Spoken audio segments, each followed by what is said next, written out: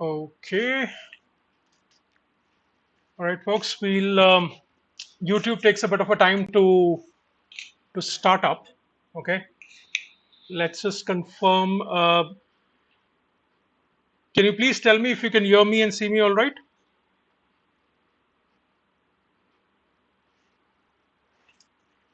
Just confirm on chat, folks, and then we'll get started.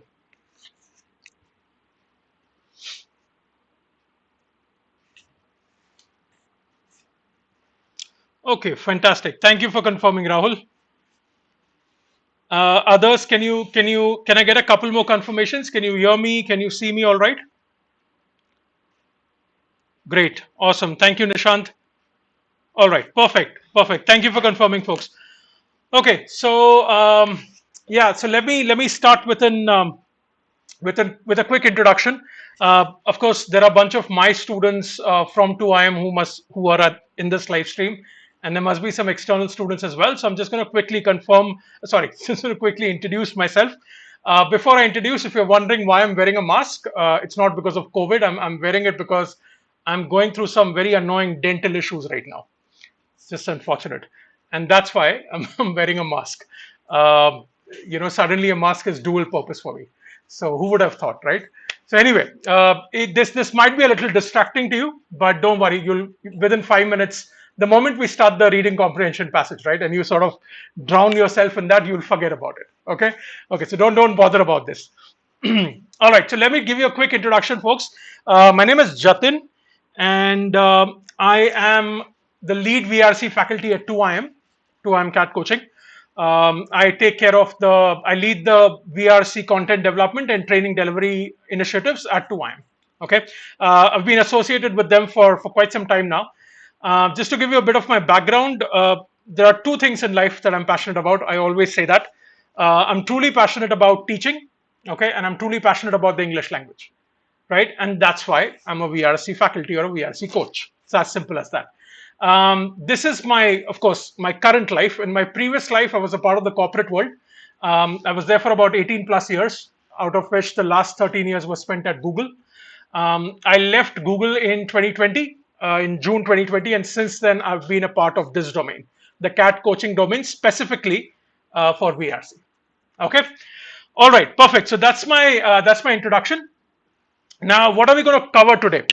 This is the start of a series that we're going to run on YouTube. That 2IM is going to run on YouTube. It's called the 2IM VRC Blitzkrieg. Right? You must be familiar with the other Blitzkrieg series that we have, which is the Quant Blitzkrieg series that we usually run on Sundays. Right? So watch out for that. Do subscribe to our channel, and you will see a bunch of Blitzkrieg Quant videos already done. We do that every Sunday. There's one coming up this Sunday as well. Okay, so that's the Quant Blitzkrieg. Now today I'm starting the VRC Blitzkrieg. Like, why should I be left behind, right? Why should VRC be left behind? So I'm doing the VRC Blitzkrieg. What we're going to do is, in this series, we will solve all the questions of CAT 2021 VRC. Okay. Today we're going to start with CAT 2021 slot 1 RCs. Okay. There were, of course, 4 RCs in every slot. We won't be able to finish all the 4 RCs today. We'll do 2 today and 2 in the next session. Then we'll do verbal ability of slot 1. Then we'll go to slot 2 and slot 3. So we'll cover the entire sort of set of questions, VRC questions from CAT 21. All right. Sounds good. Okay. Let's get started now. This is how we're going to do it. Okay. We are going to first. I will ask you to. I will give you some time to read the passage. So if you go to the video description, the description of this live stream, you will see a link to a PDF. Okay, just go there, open the PDF, and read the first passage. Okay, passage 1, and I'll change that, and I'll show you which passage is that. You will see that in the first passage of a PDF. Just give me 1 second. Yeah, so it's this one. You can see it on your screen. It starts with the sleights of hand that conflate consumption with virtue are a central theme. Okay, so yeah, please open the PDF, which is in the video description. Read this passage. I'll give you about 5 minutes to read it. Once you're done reading, I will read this passage for you. I'll explain the passage to you. I'll break it down, and then we'll solve the questions together. Okay? All right, go for it. Don't read it on the screen, it will be inconvenient. Just go for the PDF, which is in the video description, and start reading the first passage. Go for it, folks.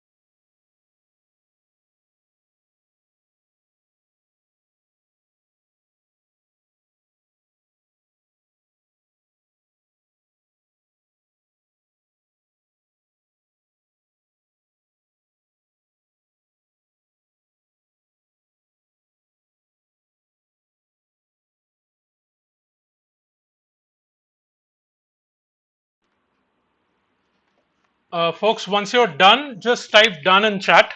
Okay. There's no rush, but just let me know when you folks are done, and then we'll start discussing. Okay. Um, right. Neha, I'll answer your question. Don't worry about it. Okay. If you're having difficulty understanding, I will answer that question. Okay. When we start discussing the passage.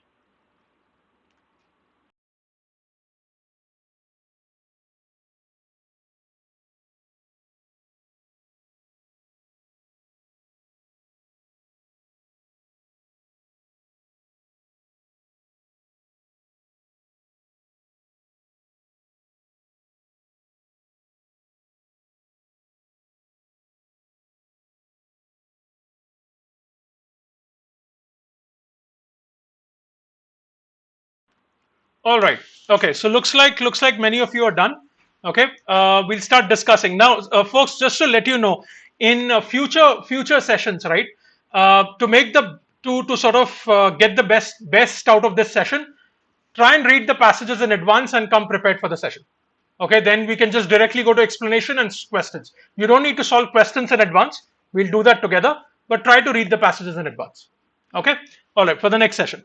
Okay, great. Let's get started, folks. Just give me 1 second. Let me figure out this tech bit and then we will get started. Okay. All right. Yeah, can you confirm? You can hear me, right? Just confirm on chat, please. Just making sure that the tech is working on my end.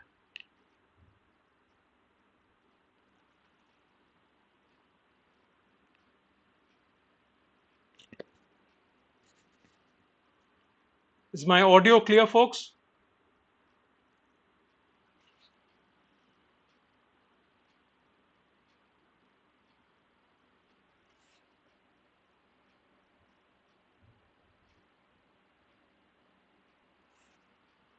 Okay, looks like it's okay. Yes, okay, perfect. Thank you for confirming. All right, let's start reading this passage. Now, I'll read this passage in front of you. Okay, please pay attention so that you can learn from this approach. Right, you can adopt the same approach when you're reading. Now, I always tell my students one thing. When you're reading an RC passage, when you're reading the whole RC passage, remember your job is to extract the main idea. Okay, and this applies to any reading that you do. Whether you're leisure reading and you're reading an article, or you're reading an essay, or you're reading an RC passage. Remember, your job is to extract the main idea. What is the author's main point? Or what is the author's purpose of writing this passage? Right? So you have to extract the main idea. So what that means is you get inside the passage, you extract the main idea, you get out. Okay? Don't get stuck on unnecessary details and sentences, is what I'm trying to say. All right, you don't have to understand each and every sentence and each and every word of the passage to understand the main idea. In fact, that's a very wrong way of going about it. Okay, so don't get stuck on details. If there are a couple of lines, if there are a few words that you don't understand, don't worry about it.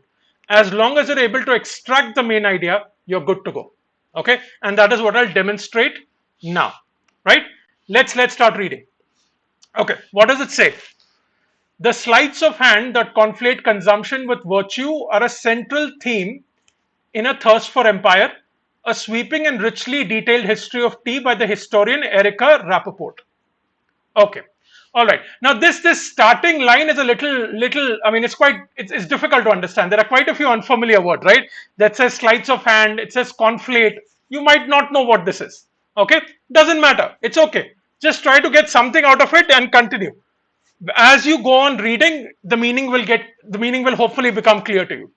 So it's talking about conflating consumption with virtue, and it's talking about a richly detailed history which was of tea, which was written by the historian Erica Rappaport.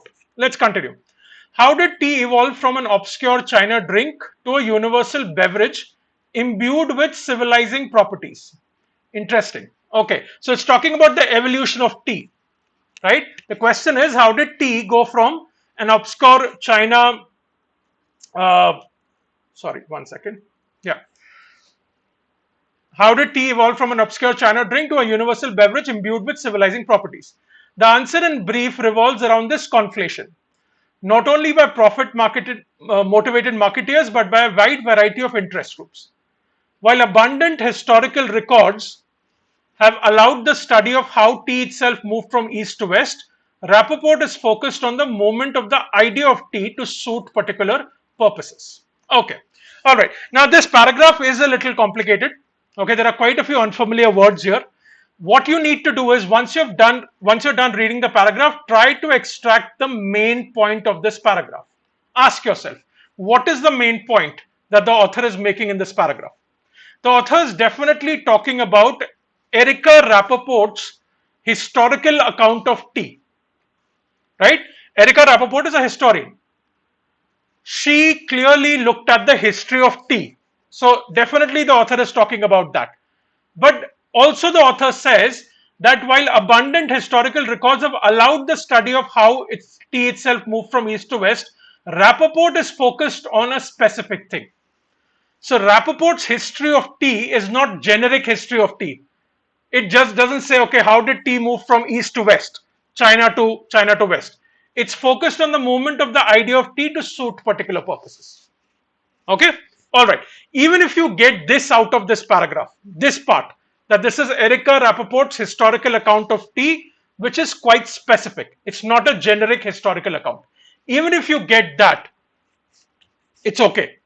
Continue. Don't worry about it. I understand you might not understand conflate and sleights of hand. Don't worry about it. Continue. And hopefully that main idea will start emerging in the second and third paragraph. Okay, let's continue. Beginning in the 1700s. So clearly now the sentence, the way this paragraph begins, it's going to describe something in the history. Again connected to the historical account. Beginning in the 1700s, the temperance movement advocated for tea as a pleasure that cheered but did not inebriate. Okay, now we don't know what temperance is. We might not know. But what does it say? Advocated for tea as a pleasure that cheered, not inebriate. Inebriate means getting drunk. Okay, so it's saying that, okay, tea back in the 1700s was a pleasure, okay, that made you happy without making you inebriated or intoxicated. And industrialists soon borrowed the moral argument in advancing the case for free trade in tea and hence more open markets for the textiles. Factory owners joined in, compelled by the cause of sober workforce, while Christian missionaries discovered that tea would soothe any colonial encounter. During the Second World War, tea service was presented as a social and patriotic activity that uplifted soldiers and calmed refugees. Interesting. So, what is this paragraph's main point here? Remember, we are talking about a historical account of tea and a specific historical account by Erica Rappaport. What does this paragraph say? This paragraph basically talks about how did tea become popular, right? What were the reasons due to which tea became so popular? And there are a number of reasons in this paragraph that have been listed. One, it says it was advocated as something that cheers you but that does not intoxicate you, right? Industrialists soon borrowed the moral argument in advancing the case for a free trade. Factory owners also joined in. Christian missionaries also joined in. So a lot of people came together and they advanced or made the tea popular because of different reasons. So this paragraph, right, basically talks about reasons as to why tea became popular and what kind of entities or who was responsible for making tea popular and what were the reasons. Okay, let's continue. But it was tea's consumer-directed marketing by importers and retailers and later by brands that most closely portends current trade debates. An early version of the farm-to-table movement was sparked by anti-Chinese sentiment and concerns over trade deficits, as well as by the reality and threat of adulterated tea containing dirt and hedge clippings. Now remember, we are talking about consumer-directed marketing. Okay, so the passage started by talking about Erica Rappaport's historical account and why it's specific. Then it spoke about reasons as to why tea became popular and who was responsible for that. Now this paragraph talks about marketing of tea. How was tea marketed? Okay, that's what it's talking about. All right.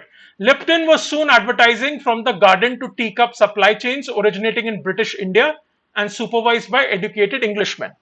While tea marketing always presented direct consumer benefits, health, energy, relaxation, tea drinkers were also assured that they were participating in a larger noble project that advanced the cause of family, nation, and civilization. Interesting. Now, what is the main point? Ask yourself. It is talking about marketing of tea. So, the marketing of tea was done in a very interesting and intelligent way. Okay. So, it says while tea marketing always presented direct consumer benefits, health, energy, relaxation, which is fine. You know, it's a standard way of marketing. But the marketeers not only did that, they also convinced consumers or they made consumers feel that they were participating in a larger noble project. That by drinking tea, you're advancing the causes of family, nation, and civilization. And this part has some explanation in this paragraph itself. So see, what does it say? An early version of the farm to table movement was sparked by anti-Chinese sentiment. Previously, the paragraph has indicated that tea originated in China. Okay, so if there is anti-Chinese sentiment, you would switch from China to something else. So we're switching away from China to to Lipton, which was originated in British India. So that's connected to the nation. That's a national sentiment, right? Like the way we had in COVID, we stopped using Chinese products. That was nationalism. So here also it's connecting to that. Okay. Then the other thing is civilization. How does it connect to civilization? Tea was marketed as being supervised by educated Englishmen. So if as a consumer you're told that, oh, the tea that you're drinking doesn't come from China, but it is being produced by educated Englishmen, so you're connecting it to civilization, right? So the main point of this paragraph is definitely on how tea was marketed, right? How consumers were made to feel that there is a larger purpose, a larger cause in drinking tea. Okay, folks, is this clear?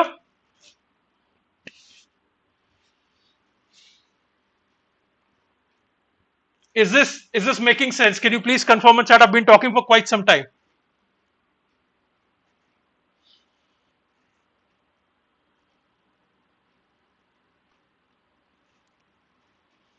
Is this making sense?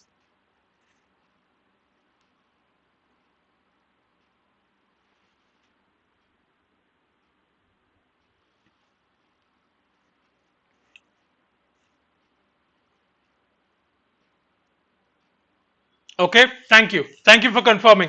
All right, someone was asking me to remove my mask. Unfortunately, I can't. I'm facing some dental issues. So please bear with that. Okay. All right, let's continue, folks. So as you can see, I'm just extracting the main point of each paragraph. Okay, there are quite a few unfamiliar words in this passage, but we're not worrying about that. We're not getting stuck on details. We're just extracting the main points. Okay. All right, let's continue. Rappaport's treatment of a subject. Now it comes back to Rappaport. Right, remember it's about Rappaport's historical version of tea. Okay, so the author is coming back to it. Rappaport's treatment of a subject is refreshingly apolitical. Indeed, it is a virtue that readers will be unable to guess her political orientation. Both the miracle of markets and capitalism's dark underbelly are evident in tea's complex story, as are the complicated effects of British colonialism. So what the author is saying is that the way Rappaport treated the subject of tea was apolitical. Apolitical means you're not connected to any political party. You're not biased towards any political party. That's what the author is trying to say. And then it mentions miracle of markets and capitalism's dark underbelly. See, you can connect it, right? We spoke about marketing, how tea was marketed. We spoke about capitalism as well because we spoke about trade and the tea business. So that's what it's talking about. There was a part about British colonialism as well in the previous paragraph. Okay. All right. Commodity histories are not themselves commodities. Commodity history means history of tea, history of other commodities. Recent works investigate cotton, salt, cord, sugar, chocolate, paper, and milk. And morality marketing is now a commodity as well, applied to food, fair trade, apparel, and ecotourism. Morality marketing. Now think about it. Okay. Previously, the previous paragraph spoke about marketing, right? Now, when you're saying morality marketing, that means you're connecting the usage of a product to morality. And that's what they did with tea. Okay. They said they assured the consumers that they're participating in a larger noble project that advanced the causes of family, nation, and civilization. So they basically marketed tea and said, if you consume our tea, okay, you're being morally sound. Okay, morality marketing. So if you consume tea, you are you're consuming this particular tea, you are advancing the cause of your nation. That is connected to morality, connected to family, connected to civilization. That is what morality marketing is, and that was explained in the previous paragraph. Yet tea, as Rappaport makes clear, a world apart. An astonishing success story in which tea marketeers not only succeeded in conveying a sense of moral elevation to the consumer, but also arguably did advance the cause of civilization and community. Now, this is a critical statement. Okay, check this out. So, what does the author say? The author says that Rappaport makes it clear that tea marketeers not only succeeded in conveying a sense of moral elevation. They did that. They did moral marketing of tea. That is fine. But also arguably did advance the cause of civilization and community. So the author is saying that tea actually advanced the cause of civilization and community. That's a big statement. Okay. So Rappaport made it clear that tea was not just about moral marketing. It actually advanced the cause of civilization and community. So Rappaport is clearly glorifying tea. Okay, imagine, think about it. Isn't it too big a statement? Tea advancing the cause of civilization and community. Okay, all right, let's move on. Last paragraph. I've been offered tea at a British garden party, a Bedouin campfire, a Turkish carpet shop, a Japanese chushisu, whatever that is, to name a few settings. In each case, the offering was more an idea, friendship, community, respect, than a drink. And in each case, the idea then created a reality. It is not a stretch to say that tea marketeers have advanced the particular noble cause of human dialogue and friendship. Big statement again. So the authors agreeing with that. Rappaport says tea has advanced the cause of civilization and community. The author agrees and gives their own example, right? That in each case, the offering was an idea, the tea offering was an idea of friendship, community, respect, and it advanced the particular noble cause of human dialogue and friendship. How people bond over tea is what the author is talking about. Okay, all right. Yeah, my headphones are troubling me. Sorry about that. Let's extract the main idea. So, what's the main idea of this article? Okay, the passage that we just read. See, clearly this passage is about Rappaport's. Okay, the spelling is wrong. Rappaport's historical account of tea. Okay, definitely about Rappaport's historical account of tea, and it's a very specific historical account. Okay, it traces specific aspects. So basically, what the historical account is saying is that there are different elements here, right? One, how was tea marketed, right? So the consumer marketing of tea, which was very intelligent, right? And what was the main point of the main way in which was marketed? It was connected with morality. Okay, and the second point is that it was not just marketing of tea. Rappaport and both the author agree that tea actually advanced the idea of community and civilization. Okay, so that is your main idea of this passage. Okay, so now when you extracted the main idea, so what I always say is that once you're done reading the passage, pause for a few seconds and extract the main idea in your head. That's very important. So consolidate that and then you can proceed to the questions. Okay, now see, the way I read this passage, and I just want to take a minute to explain that. You saw that I took a broad approach. I was just extracting the main point of each paragraph without getting stuck on the details. There were quite a few unfamiliar words. I deliberately didn't focus on that. Okay, I've just extracted the main idea. Now we'll go to questions. If there is a question that focuses on a specific detail, we can always come back and reread that specific portion. All right. Okay. Let's go to the questions, folks. Now somebody is asking me, is this tough? All right. Now see, it's an actual CAT 21 passage. If you were to ask me based on CAT standards, I would rate the content of this passage to be medium to difficult. Okay, so this was definitely not easy. It's not an easy passage. It's medium to difficult, mainly because there are quite a few words that can be unfamiliar. Okay, all right. So I would say medium to difficult. Now let's see how the questions are. All right. Okay. Now the way we're going to solve questions is I'll show you the question, and then we'll run a poll on YouTube. Okay, you can answer the question in the poll. Don't type your answer in chat. Let everybody answer it. Just the poll will come up on your screen. You can choose the option there. Okay, so choose it and then I'll explain the question to you. Let's go to question 1.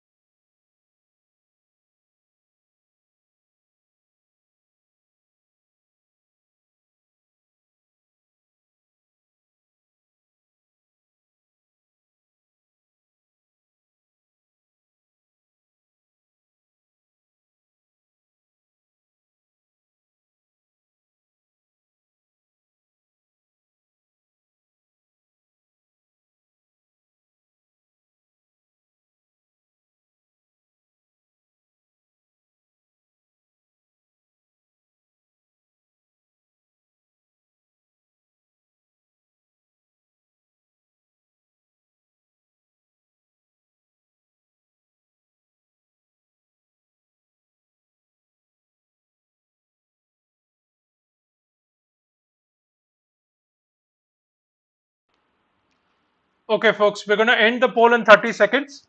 Okay, just punch in your answers and then we'll discuss it.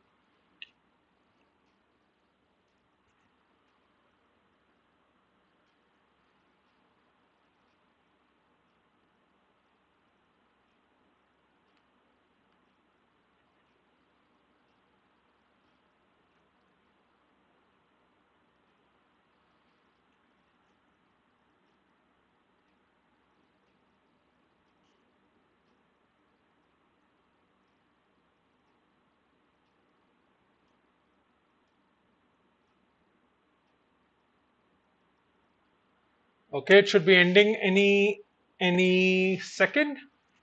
We'll get the answers and then we'll start discussing. Okay, great. So we have the answers on the screen. 46% of you have chosen 4. Okay, so this is your first option. Then you have 19, 17 and 16. Okay, so it's fairly split between the remaining 3 options. But 46% of you, almost half of you, have chosen 4 as your answer. Okay, let's discuss this. Okay, okay, let's talk about this. The author of this book review is the author of this book review is least likely to support the view that. Okay, now the author of this book review means the author of this passage. If you think about it, the passage is a book review. And what is the book that we're talking about? Erica Rappaport's book, right? The author is reviewing that book. It's pretty clear. So the author of this book review is least likely to support the view that. Okay, so that means there'll be 3 options which the author would support, 1 option that the author won't support. Typically, that's how it would be, right? Because we're talking about least likely to support. So 3 options the author will support. The 1 option that you have to choose, the author is least likely to support. Okay, all right, keep that in mind. So what does it say? Let's read the options. Now, when you're doing this in CAT, we have to go through each option and we have to critically evaluate it. Even if you get your answer in 1, we still have to go to the remaining options, because remember, you have to pick the best possible option. Okay, all right. So what does it say? Tea drinking was sometimes promoted as a patriotic duty. Is this true per the passage? Yes or no? Tell me in chat, folks. Tea drinking was sometimes promoted as a patriotic duty. It is true. It's connected to this was connected. Remember, tea drinking was connected to the cause of nation. The whole anti-Chinese sentiment in the paragraph that was spoken about, it was connected to the nation, and it was, so you can infer that it was promoted as a sense of patriotic duty. See, what does it say? An early version of the farm to table movement was sparked by anti-Chinese sentiment and concerns over trade deficits, right? Anti-Chinese movement, and then so we moved away from China to our national tea producers. So it was connected to the cause of family, nation and civilization. So that first option is true per the passage. You can infer that tea drinking was sometimes promoted as a patriotic duty. So this can't be our answer, because we're looking for an option which says least likely to support the view. So the author would support this. Okay, so this is not an answer. Okay, the ritual of drinking tea promotes congeniality and camaraderie. The last paragraph, doesn't it say that? If you read the last paragraph, the author says in each case the offering was more an idea: friendship, community, respect. And it's not a stretch to say that tea marketeers have advanced the particular noble cause of human dialogue and friendship. So that's what it's talking about. It's talking about promoting congeniality and camaraderie. Basically, that paragraph says that people bond over tea. So this is not the answer. The author would support this. Okay, all right, let's go to 3. Tea drinking has become a social ritual worldwide. Now, is there evidence in the passage to tell you that the author would support this? Let's look for it. So you have to look for evidence, right? What does it say? Tea drinking has become a social ritual worldwide. Okay, let's see. What does it say? I've been offered tea at a British garden party, Bedouin campfire, a Turkish carpet shop, and a Japanese chasitsu. So again, the author is talking about different countries. So from this, you can infer that tea drinking has become a social ritual worldwide. because that paragraph is naming different countries and it's also talking about the social aspect of tea. So this is also present in the passage. There is evidence in the passage. Now the fourth one says tea became the leading drink in Britain in the 19th century. Where does the passage say that? Yes, the passage talks about British. They talk about it says originating in British India and supervised by educated Englishmen. Right. So it's talking about when India was colonized by the British. But does it say that it became the leading drink in Britain in the 19th century? It doesn't. It doesn't talk about Britain.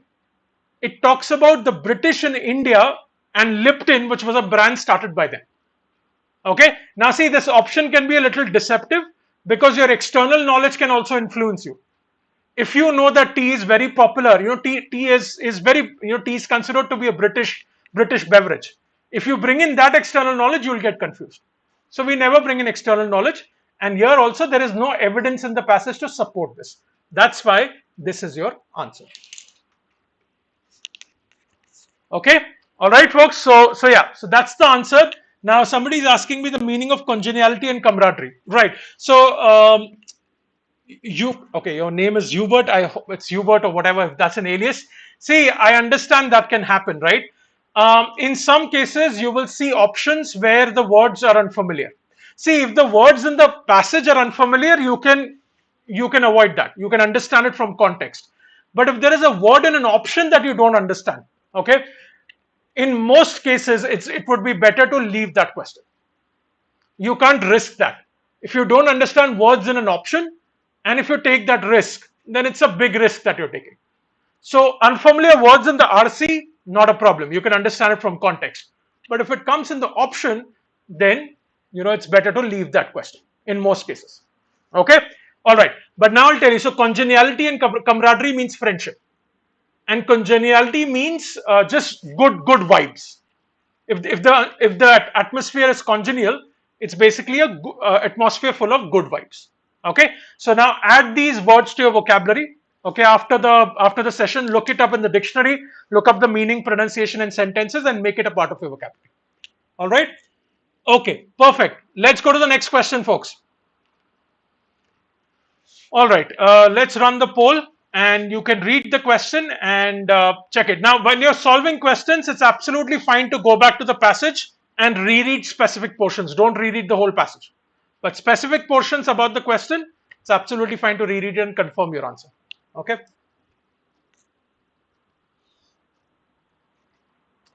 Okay, the poll should be coming up any minute.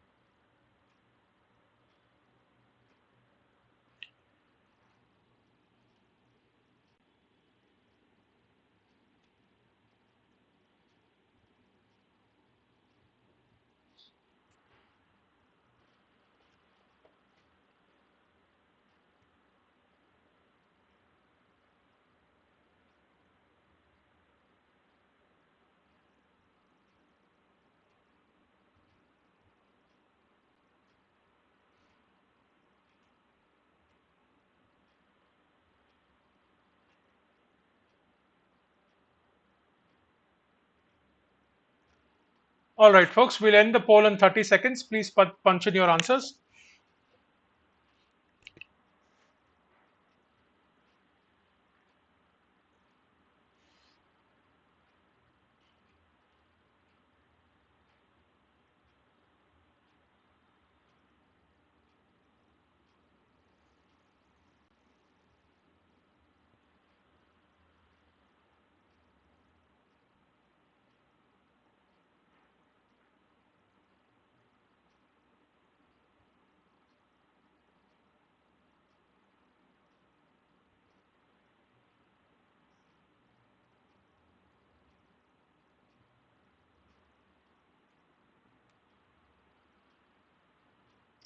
Okay, the answers are here.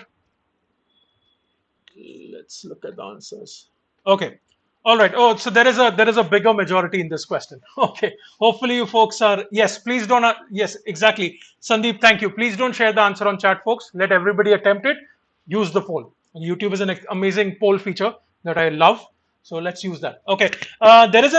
There's quite an overwhelming majority here. I hope it's the correct answer. Let's check. So 63% of you have chosen two. Okay, then we have 20% who have chosen one. Okay, and then there is 11% for four, and then a few takers for three. Okay, so yeah, 63% has chosen two. That's your first option. Let's look at this. It's an interesting question. Okay, this book review argues that according to Rappaport, tea is unlike other morality products because it. So complete the sentence. Okay, so in these kind of questions, obviously you have to read the question and then you have to read each option. So it's a continuous sentence. Then only it will make sense. Now read the question carefully. I always say this: when it comes to questions and options, please read each and every word and read it carefully. Slow down. Okay, because if you speed up and if you don't read properly, you'll miss words and then you'll get the answer wrong. Okay, all right. So this book review argues my headphones are troubling me. Anyway, this book review argues that according to Rappaport, tea is unlike other morality products. Okay, let's understand that. So basically, the question is asking, according to Rappaport, how is tea different from other morality products? Okay, now, first thing, from the passage, we understood that there is a morality angle in tea. I hope you agree with me, right? It is connected. There is a moral marketing angle to tea, right? So that is definitely there. But the question is asking, how is tea unlike other morality products? Now, if you've read the passage effectively, it will give you a trigger that somewhere in the passage there were other products that were mentioned, salt and cod and all of that. Let's look at that. Okay, I'm going to clear this. Yeah. Okay. So this is where it talks about other products, right? Where is it? Yeah, there you go. In the third paragraph. Okay, so let's read this. Commodity histories are now themselves commodities. Recent works investigate cotton, salt, cod, sugar, chocolate, paper, and milk. And morality marketing is now a commodity as well, applied to food, fair trade, apparel, and ecotourism. So, morality marketing is applied to many other products apart from tea. Yet, tea is, Rappaport makes clear, a world apart. What does that mean? Rappaport is saying that okay, there is a morality angle in tea and other products, but there is an element that makes tea completely different from these products. An astonishing success story in which tea marketeers not only succeeded in conveying a sense of moral elevation, but also arguably did advance the cause of civilization and community. This is that big statement. So not only did tea elevated the did a sense of moral elevation in the consumer, it actually advanced the cause of civilization and community. Now let's look at the options. This is where your answer is. Okay, let's look at option one. Tea is unlike other morality products because it appealed to a universal group and not just to a niche section of people. This is not the reason. This is not the reason. The reason is connected to advancing the cause of community and civilization. This option doesn't talk about that. Okay? Had an actual beneficial effect on social interaction and society in general. Advancing the cause of community and civilization is very similar to having an actual beneficial effect on social interaction and society in general. This is most likely your answer. Let's park this. Of course, we're going to park because we haven't looked at 3 and 4. Was actively encouraged by interest groups in the government. This is not the reason. Was marketed by a wide range of interest groups. This is not the reason. This might be true for the passage, but we are looking for a reason which says, according to Rappaport, tea is unlike other morality products. And the answer is definitely 2. So well done. Okay, 63-4% of you got that right. So well done. Okay, this is the answer. Is this clear, folks?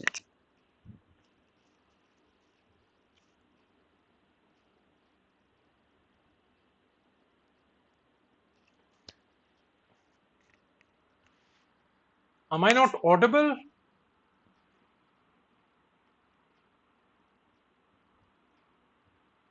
Folks, am I not audible? Is there a problem?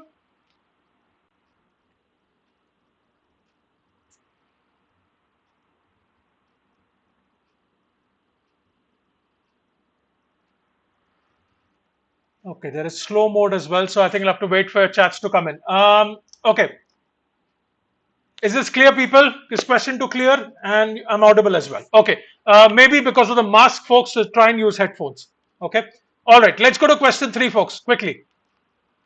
Okay, we'll start the poll. We'll give you about 2 minutes for the poll, and then you can vote. So we'll start the poll now.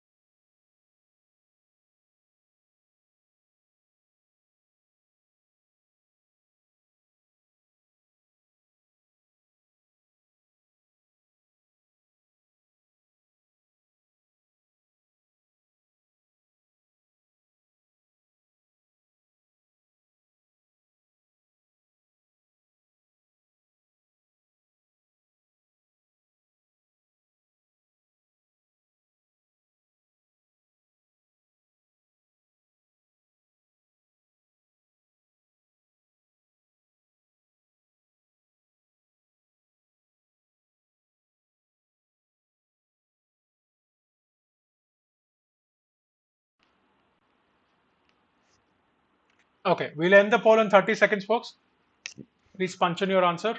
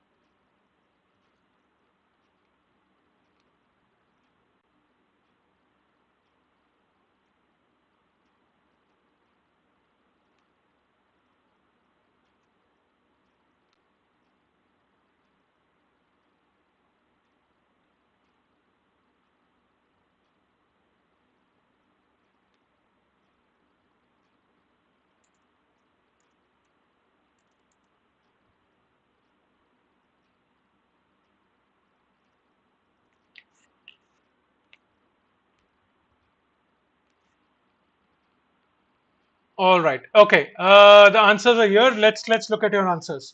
Okay.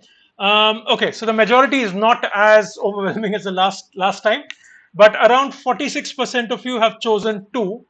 Okay. So this is your first option. Then we have 29% going for 4. Okay. Then we have 16% going for 3, and then finally we have 7% going for 1. Okay. So your top choice is definitely number 2, 46%. Okay. All right. Let's look at this. Interesting question again. According to this book review, A Thirst for Empire, according to this book review, so that is the passage, right? A Thirst for Empire, which is the book referred to in the passage, written by Erica Rappaport. Thirst for Empire says that in addition to profit motivated marketeers, tea drinking was promoted in Britain by all of the following except. Okay, see, whenever there's an except question, right, and if it confuses you, read the question without except. Okay, if it's confusing you, sometimes it does. In this question, maybe it won't confuse you, but in some cases it does. Read the question stem. The question stem is this. Okay, read the question stem without except. So it says, according to this book review, A Thirst for Empire says that in addition to profit motivated marketeers, tea drinking was promoted in Britain by all of the following. So all of the following promoted tea drinking. Okay, except, so that means 3 of them promoted, 1 did not promote. We have to choose the option which did not promote. Okay, so break it up when it's an except if it's confusing you. So let's look for an option that did not promote tea drinking. Okay, according to the passage, obviously. Factories to instill sobriety in their labor. Did factories do that? Did factories promote tea to instill sobriety in their labor? There is evidence, clear evidence in the passage which tells you that. Okay, and the answer is here in the second paragraph. So it says, the temperance movement advocated for tea as a pleasure that cheered but did not inebriate. Industrialists soon borrowed this moral argument in advancing the case for free trade. Factory owners joined in, compelled by the cause of a sober workforce. Sober is obviously connected to this part. So tea was a beverage which didn't make people drink but still made them happy, right? So obviously factory owners went for it because they wanted their workforce to be sober. So there is evidence that factory owners did that. So that's not your answer. Now let's read this. All the answers are here. While Christian missionaries discovered that, okay, so Christian missionaries also did that. Great. Okay, let's move on. Okay. So factories to instill sobriety in their labor, this is not your answer because we are looking for except. Number 2, tea drinkers lobbying for product diversity. Was tea drinking promoted by tea drinkers lobbying for product diversity? Is there any evidence in the passage that says that, okay, the tea drinkers itself lobbied for product diversity? It doesn't even make sense. Okay, and there's no evidence in the passage that says that tea drinkers went and promoted tea themselves. Okay, and product diversity, where is it coming from? So let's park this. This can be your answer, but we have to eliminate the remaining option. Manufacturers who were pressing for duty-free imports. Yes, the paragraph that we just read spoke about free trade, so it's connected to that.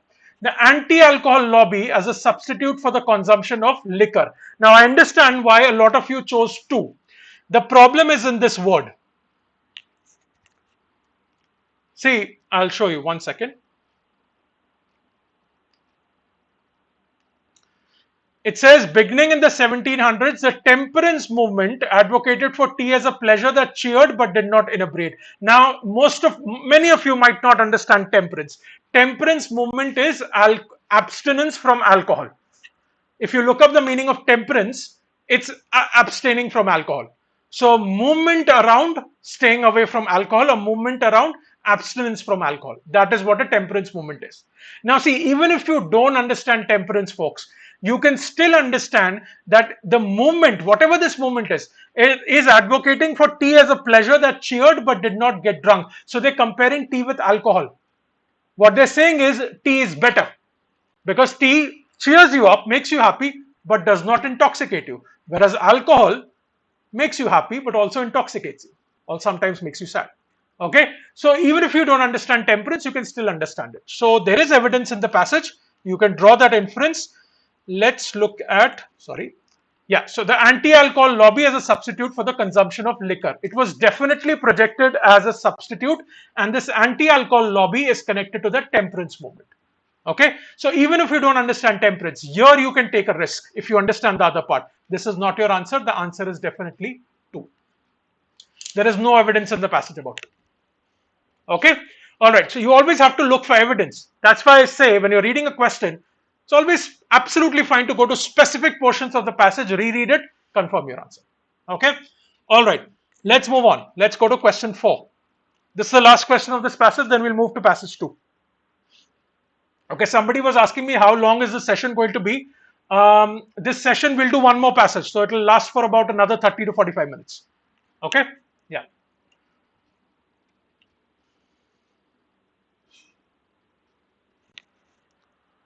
Go for it. Oh yeah, this is an interesting question because it has the word conflating. Okay, right. So, but try it. Try it. We'll discuss it. It's an interesting word.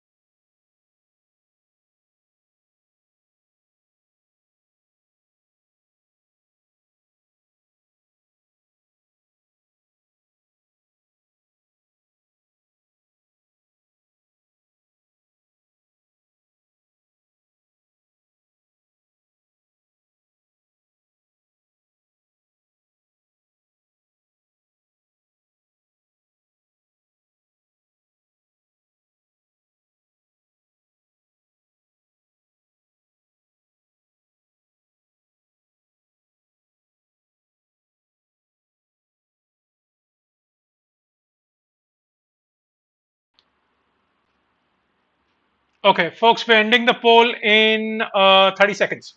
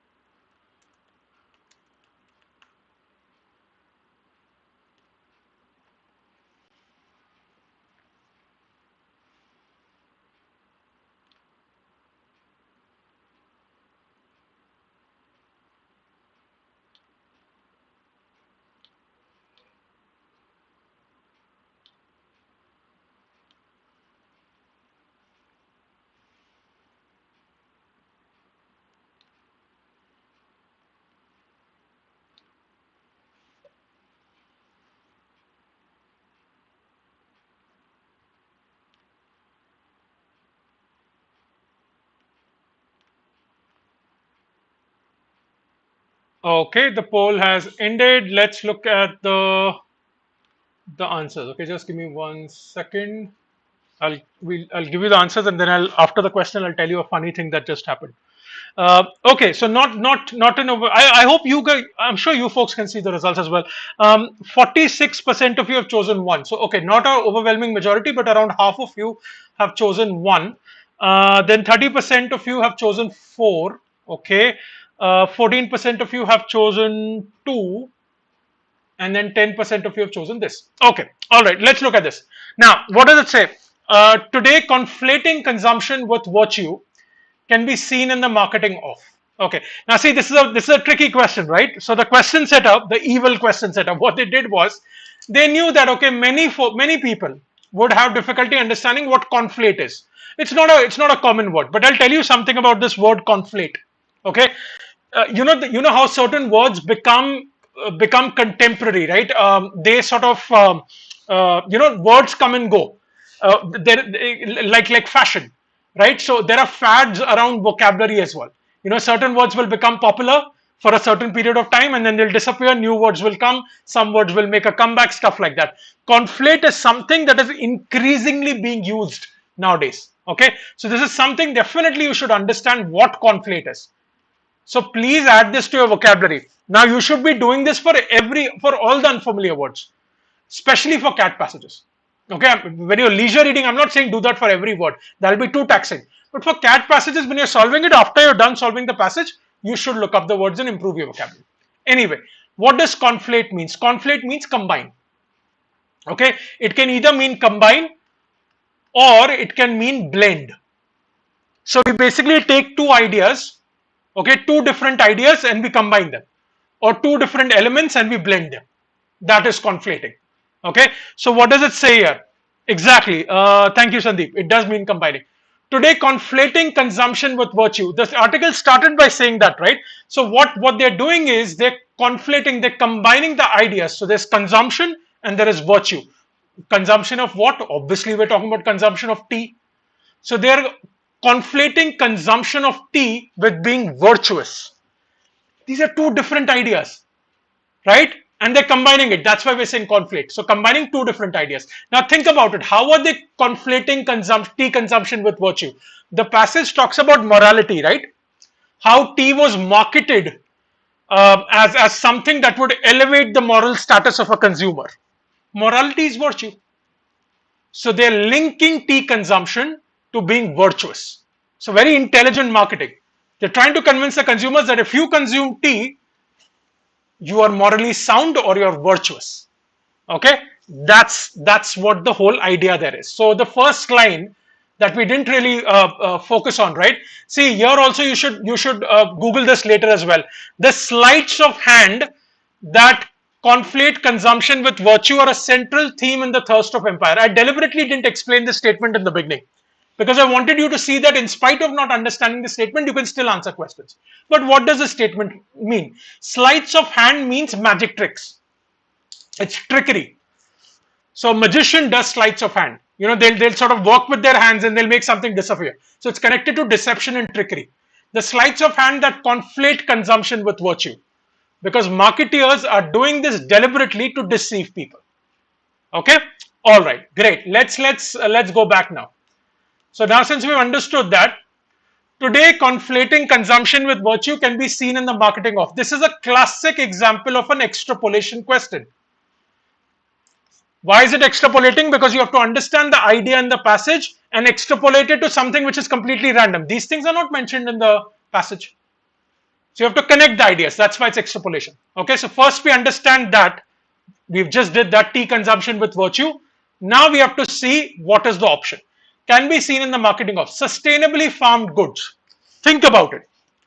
Is there anything virtuous about sustainably farmed foods? Think about it. You have to connect ideas. Is there anything virtuous about consuming sustainably farmed foods? There is something virtuous. You're protecting the environment. So that is the virtue there. You're being considerate towards the environment. So hence this can be your answer. Let's park it. Ergonomically designed products. Ergonomically designed products are for your, so let's say the chair that I'm sitting on. If it's ergonomic, that means it has proper back support and backrest and my posture will be correct and stuff like that. What is the virtue there? If you have an ergonomically designed chair, what is the virtue? There is no virtue. Okay. Travel to pristine destinations. Where is the virtue? Pristine is untouched. Okay. Exotic locales, exotic destinations. Where is the virtue there? No virtue. Natural health supplements. Now I understand why you got confused. But think about it. Is there a virtue here? If you're consuming supplements, you're consuming it for your own health. You're not being virtuous. You're thinking about yourself. Right? If you have to be virtuous, you have to think about others. So hence sustainably farmed goods, you're thinking about the environment and hence that is your answer.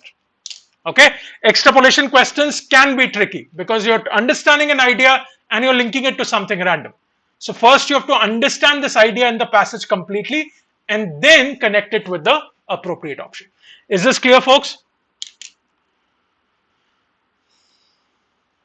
Tell me, this slow mode in chat will go away next time. Okay, I forgot to turn it off. We'll reduce it to 15 seconds now, otherwise there's a chat delay, right?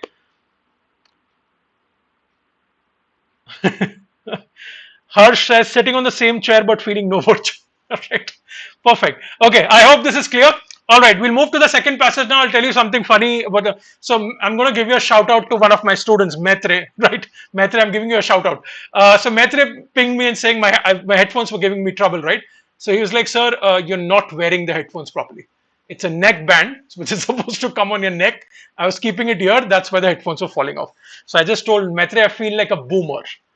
Right, with these basic tech issues that I had, I really feel like a boomer. Okay, boomer, zoomer. Sorry, no, what is it? Boomer. Sorry, it is boomer. Yeah, zoomer is something different. Boomer, yes. Anyway, okay, let's move on. Let's go to the next passage. So, folks, open the PDF. Go to the next passage. So, what we're going to do is This is the for the it starts with for the Maya of the classic period. Please match it with what's on the screen. Passage number 2. Read that, please. Okay. Once you're done reading, I'll give you 5 minutes. Once you're done reading, then we'll discuss the passage and then we'll discuss the questions. Go for it.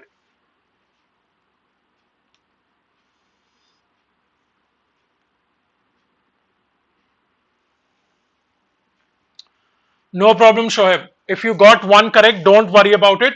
Okay. Uh, just keep practicing. You'll get better. Okay. Keep reading. Keep effectively reading. With practice, you'll get better. Don't worry about it. We still have 3.5 months to go for CAT. You can definitely improve. Okay. And this is practice what you're doing today. So good. Carry on.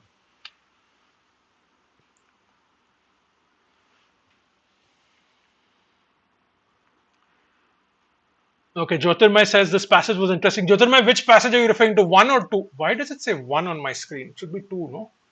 Sorry.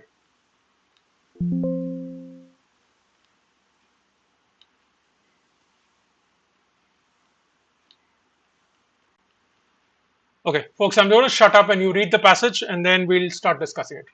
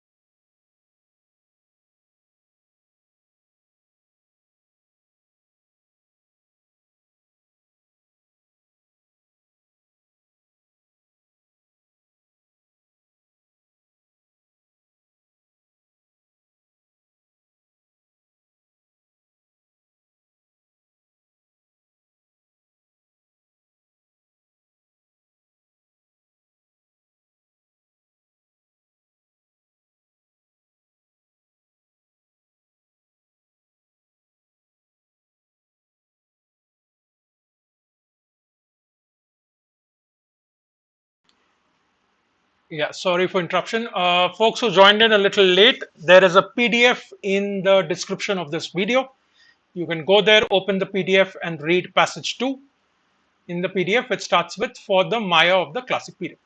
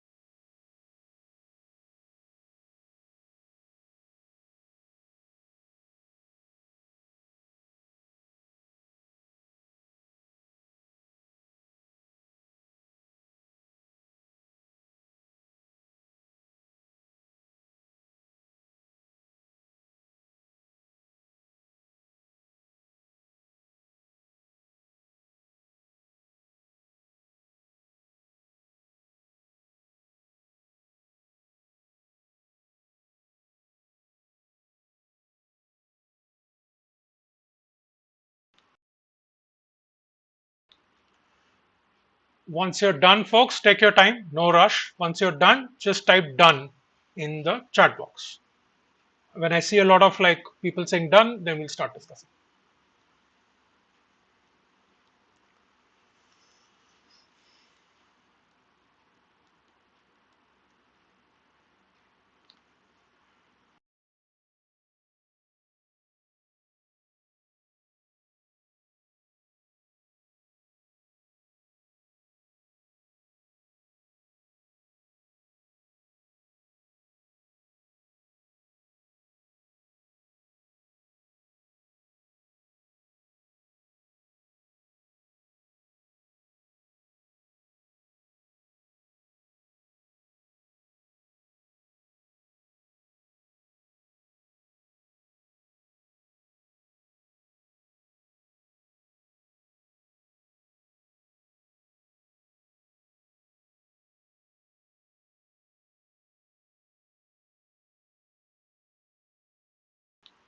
Yes, Sandeep, you're right.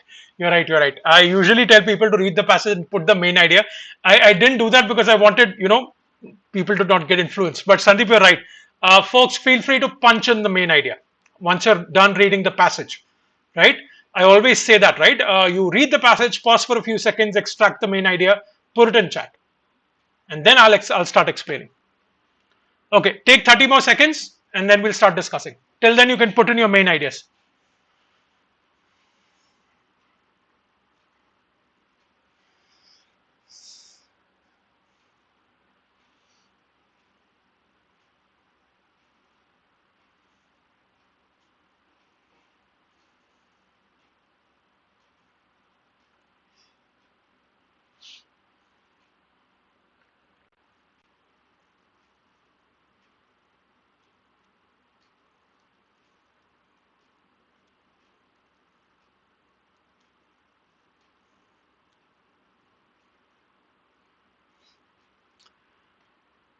Okay. All right, folks. Let's start discussing. Yeah, Maitre, I can understand. I can understand why it went. Why you're saying it went over your head. Don't worry about it. We'll discuss it. Okay. All right, folks. So see this passage. I'm just going to make a quick comparison with passage one. See, passage one. The complexity of passage one was coming from the fact that there were quite a few unfamiliar words in passage one. Right. It started off with sleight of hand and conflating and all of that. So passage one's complexity was coming a little bit from the vocabulary side. Passage 2 is okay on the vocabulary front, but you might find it complex because it's abstract in nature. Now, what do I mean by abstract? Passage 1 was about tea, or the history of tea. It's a very concrete topic. Passage 2 is abstract. It's an idea. It's talking about and it's a weird, it's a very interesting idea, but it's a very weird idea. So you might be able to connect with history of tea and all of that, but here because it's an idea and it's a weird kind of an idea, you might not be able to connect with it immediately, and that's where the complexity comes from. But don't worry about it. You should don't fuss over the details. I always say that, right? Don't fuss over the details. Just get into the passage, extract the main idea. Broadly, if you're able to extract the main idea, you can still solve some questions. Okay, so don't get stuck on sentences and details and all of that. Okay, let's read that. Let's read this passage. Now, for the Maya of the classic period, who lived in southern Mexico and Central America between 250 and 900 CE, the category of persons was not coincident with human beings as it is for us. Wow, okay, what the hell is this? Right, category of persons was not coincident with human beings as it is for us. Obviously, you will not understand what is happening here. Okay, you'll have to continue. Okay, that's why I said don't get stuck on sentences. Here we are talking about for the Maya of the classic period. So you can infer that they're talking about a certain section of people, okay, who lived in southern Mexico and Central America named Maya. And they had some weird notion, which hopefully will get clearer as we go on. So move on. That is, now the author explains what that notion is.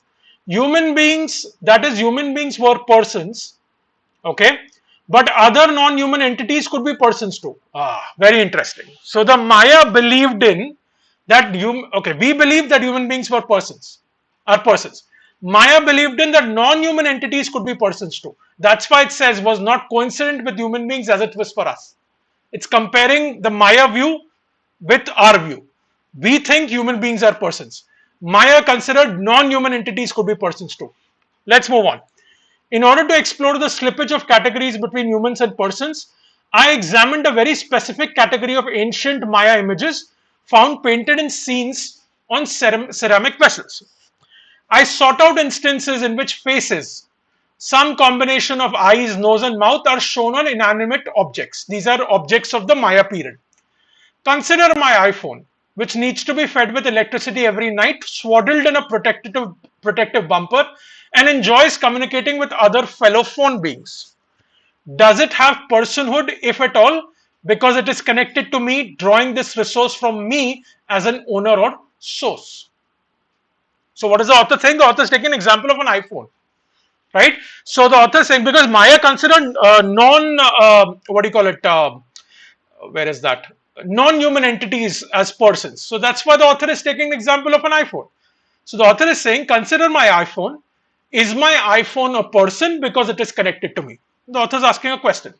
For the Maya, who did have plenty of other communicating objects, if not smartphones, the answer was no. This is where it can get a little confusing. So focus on that. So the Maya says no. The author is saying, is the iPhone a person because it is connected to me? The Maya says no. Non-human persons were not tethered to specific humans, and they did not derive their personhood from a connection with a human. So Maya says the non-human persons that they considered as non-human entities that they considered as persons, Maya says they are not humans because they are attached to a human. Okay? It's a profoundly democratizing way of understanding the world. Humans are not more important persons. We are just one of many kinds of persons who inhabit this world. Democratizing way of understanding the world. What does democratizing way of understanding the world means? Whenever you democratize something, what are you doing? You're promoting equality, right? You're making things accessible. You're promoting equality. You're saying that, oh, everyone's equal. That is democratization. So the Maya view is democratization because in the Maya view, even non-human entities are persons. And they are not persons because they're connected to humans. They are persons on their own. Okay, so what Maya says is that humans are just one kind of persons. We are not more important than the non-human entities. They're also persons. We are also persons. That's why it's democratization.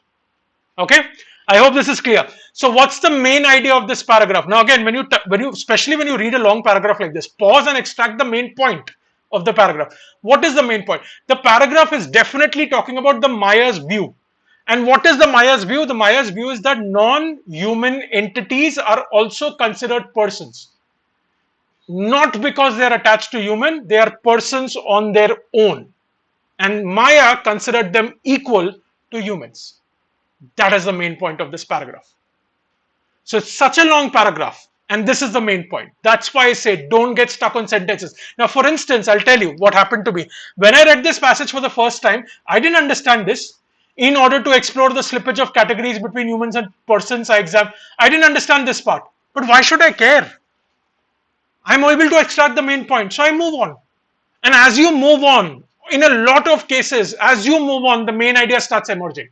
That's why it's important not to get stuck on individual sentences and details. Okay, so that's the main point. And if you want, you can take a note here that if that helps you in comprehension. All right, let's move on. The Maya saw personhood as activated by experiencing certain bodily needs and through participation in certain social activities. For example, among the faced objects that I examined, the author examined these objects from the Maya period, right? Persons are marked by personal requirements such as hunger, tiredness, physical closeness, and by community obligations, communication, interaction, ritual observance. What is this part talking about? This part is saying what was the criteria of personhood for Maya. And the author says there were two criteria. One, they need to have personal requirements such as hunger, tiredness, physical closeness. And they need to have community obligations such as communication, interaction, ritual observance. If these two criteria are met, the Maya considered that as a person. And they applied this to non-human entities as well. Okay. In the images I examined, we see, for instance, faced objects being cradled in humans' arms. We also see them speaking to humans. So these objects seem to have a life. These core elements of personhood are both turned inward, what the body or self of a person requires, and outward, what the community expects of the persons who are a part of it, underlining the reciprocal nature of community membership. Now again, you might not understand this. Doesn't matter. What is the main point of this paragraph? The main point is, what is the criteria of personhood according to Maya? Personal requirements and community obligations. That's what it is. And the author justifies that in the images that the author saw, the author says that they had those criteria. That's why the non-human entities were considered as persons. Let's move on. This is the last paragraph. Personhood was a non-binary proposition for the Maya. So again, this paragraph is elaborating on that idea of personhood. So clearly the main idea of this passage is Maya's view of personhood, right? It's very clear. Personhood was a non-binary proposition for the Maya. What is binary? 0, 1, right? Either this or this. Binary is like that. It's simplistic. 0, 1, two options. Personhood was a non-binary proposition for the Maya. Entities were able to be persons while also being something else. The faced objects I looked at indicate that they continue to be functional, doing what objects do. A stone implement continues to chop, an incense burner continues to do its smoky work. So here they are saying that personhood for the Maya was non-binary. The object could be an object, and at the same time, the object could be considered as a person.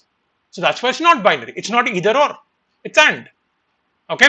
Furthermore, the Maya visually depicted many objects in ways that indicated the material category to which they belong. Drawings of the stone implement show that a person tool is still made of stone. Okay. One additional complexity. The incense burner, which would have been made of clay and decorated with spiky appliques representing the sacred ceiba tree found in the region, is categorized as a person but also as a tree and an incense burner. Interesting. That's why it's saying one additional complexity. It's non-binary, remember folks. It's not two. So first it says that it can be a person and an object at the same time. Then it gives you an example of incense burner which has three categories. It's an incense burner, it's a person, but it's also a tree. That's why it says additional complexity. With these Maya examples, we are challenged to discard the person, non-person binary that constitutes our basic ontological outlook. The porousness of boundaries that we have seen in the Maya world points towards the possibility of living with a certain uncategorizability of the world. Don't categorize the world, is what the Maya is saying. Everyone's a person, or all the non-human entities are a person. So it's very different from our outlook. Okay, so this paragraph definitely focuses on how, for Maya, the proposition of personhood was non-binary. Okay, what is the main idea of the passage? It's definitely talking about the Maya's worldview of, or rather Maya's view of personhood. How Maya considered non-human entities to be persons. Then it gave two criteria, and it also said that it was a non-binary proposition for them, not either or. That's your main idea. Okay. All right. So folks, I hope this is clear. Tell me in chat. I'll wait for Hardik. I can't remove my mask. I'm sorry, my friend. I'm going through dental issues. Okay, that's why I can't remove my mask. I'm sorry about that. Folks, can you please tell me in chat? I'll wait for your answers. Is this clear? Is this making sense? Did it match with your main idea?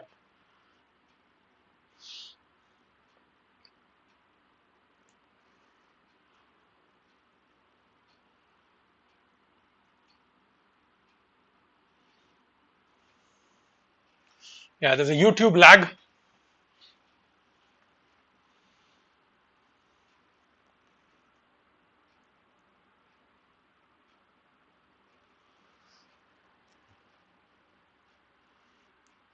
Right.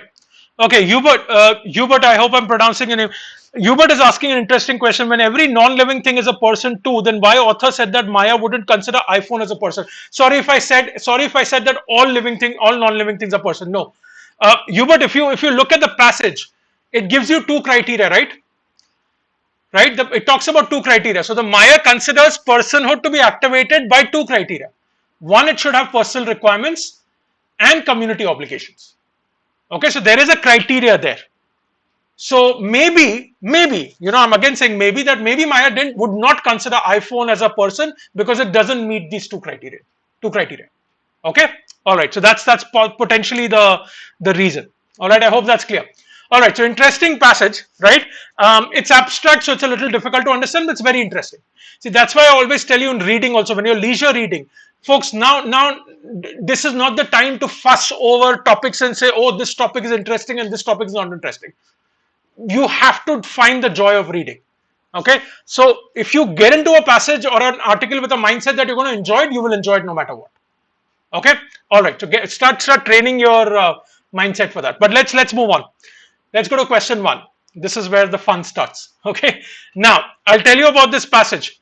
These questions are tricky because most of these questions are CR questions. Okay, this is slot 1 in CAT 21. By the way, VRC was the toughest in slot 1. I was in slot 3. Slot 1 got a raw deal, but of course then normalization happens, right? So they got more marks. My marks got deducted, which was annoying. But slot 1 was tough, especially this passage, abstract plus they gave critical reasoning questions. Now CR questions are of course manageable, but CR questions are often time consuming. That's the thing with them. Okay, so let's do this. Solve it. We'll give you 2 minutes. Properly solve it, and then I'll give you the strategy to solve this question as well.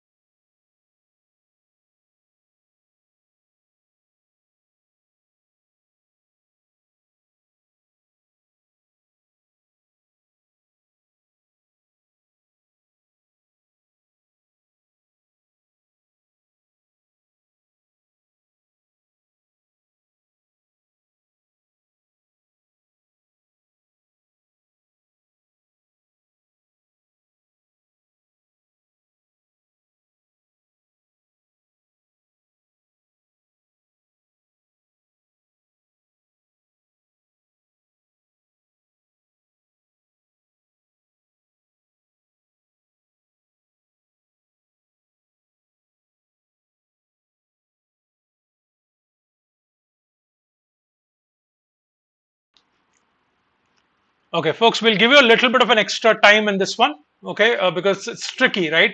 Take about 30, 40 more seconds, and then we'll start discussing, okay? And don't worry, I'm obviously giving you like 2.5 minutes to solve a question, right? That's the average time. Sometimes a question would take 3.5 minutes, right? So don't worry about it, but just in the interest of time. So take 30 more seconds, then we'll end the poll.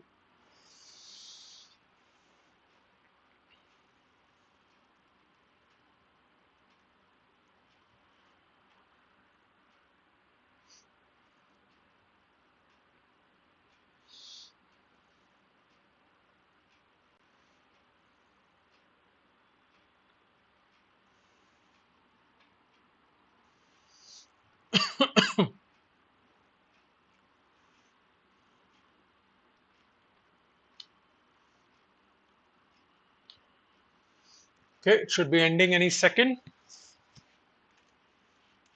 I'll also get ready to explain this question. Okay, it's done. Oh, okay, interesting. I'm quite pleasantly surprised that there is an it's sort of a majority here. I expected a more sort of split vote, but let's see.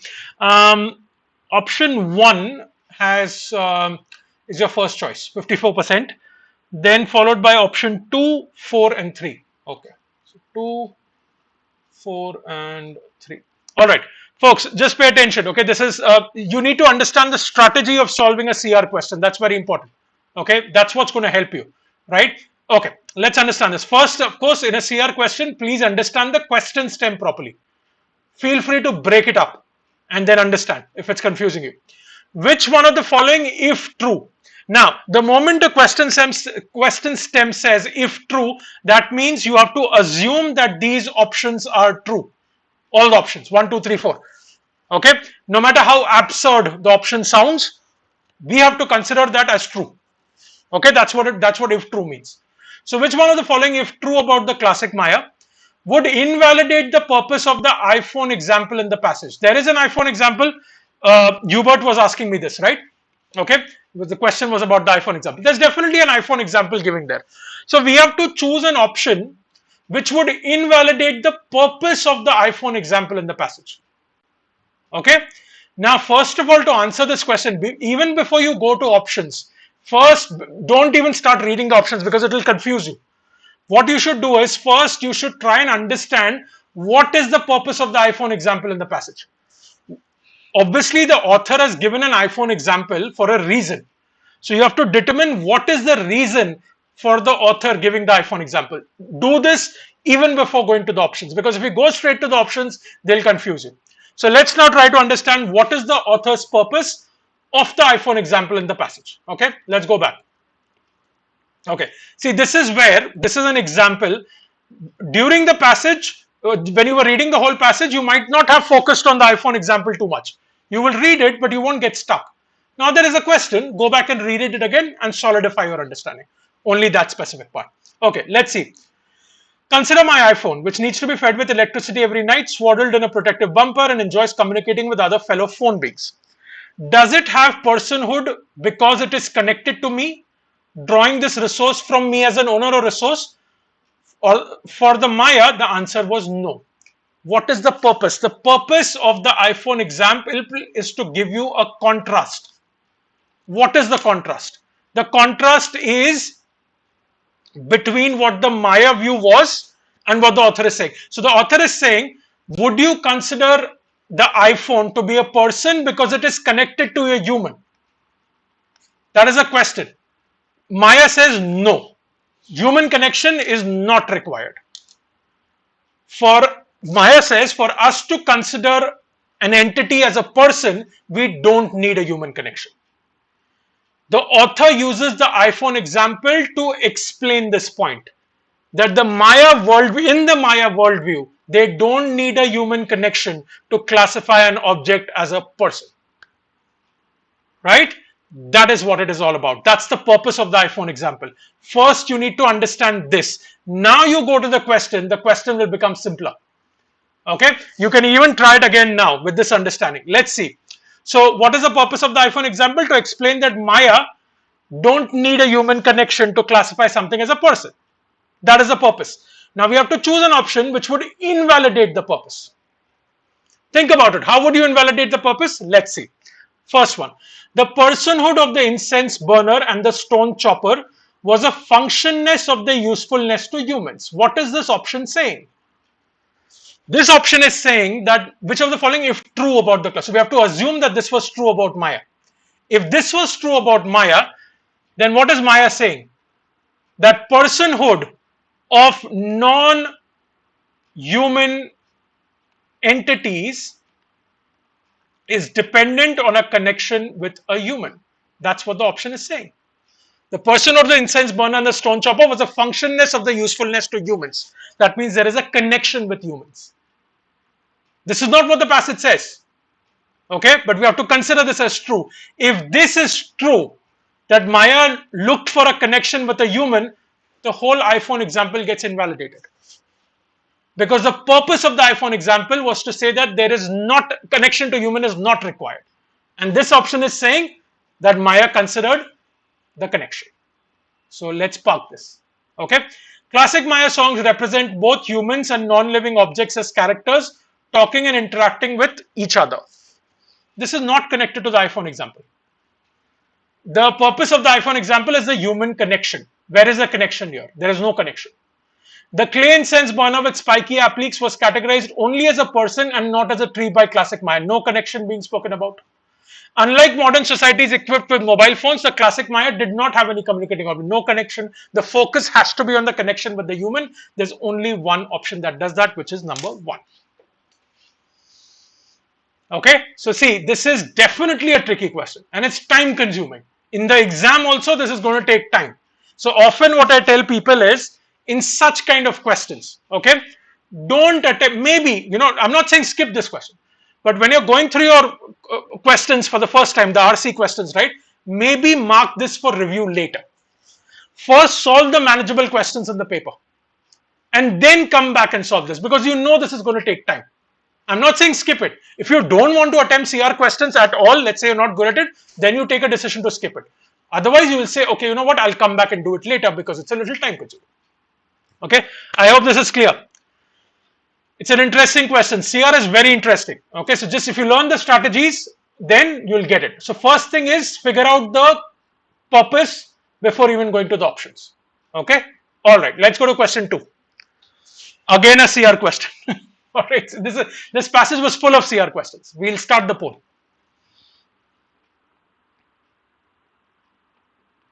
Okay, Hubert is asking me, but sir, it was written after iPhone example that person weren't connected with a specific persons weren't connected. Yes, exactly. Hubert, you're right. Sorry, folks, I'm just going to go back to question one. Hubert, you're right, but please understand what does this question say? Which of the following, if true? You have to consider this as true. You're right. The option doesn't say. Sorry, one second, folks.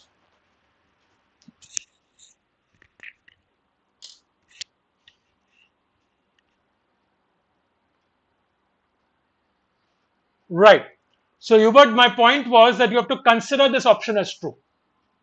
Right. The passage, I agree. The passage says connection is not required per the Maya worldview. But if this option is true, we have to assume that this is true. Let's say if the Maya believed in this, then the whole purpose of the iPhone example gets invalidated. So what I'm trying to say is in such kind of questions, which of the following, if true, you have to assume that each option is true, even if it goes against the passage, and then validate, figure out the questions. Okay. All right. Let's go to question two.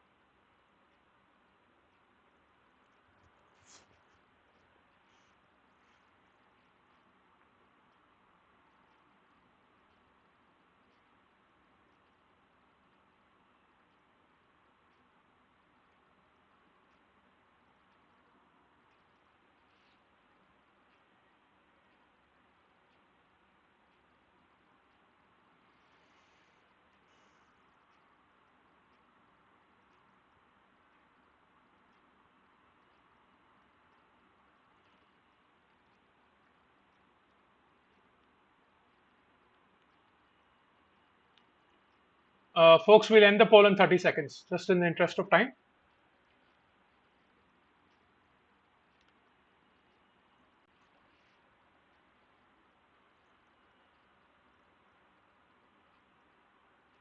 Okay. All right. The poll was ended a little sooner. I saw the message late. Okay. Sorry about that. But it's okay. You can still attempt it while we're discussing. All right. Question two. So one again, you've chosen one as the top answer. Okay. One second. What is happening? Okay. Yeah. Yes. I'm sorry. I'm sorry. The poll got closed a little early. I understand. I'm sorry about that. Just try solving it. Okay, I won't give you the answer.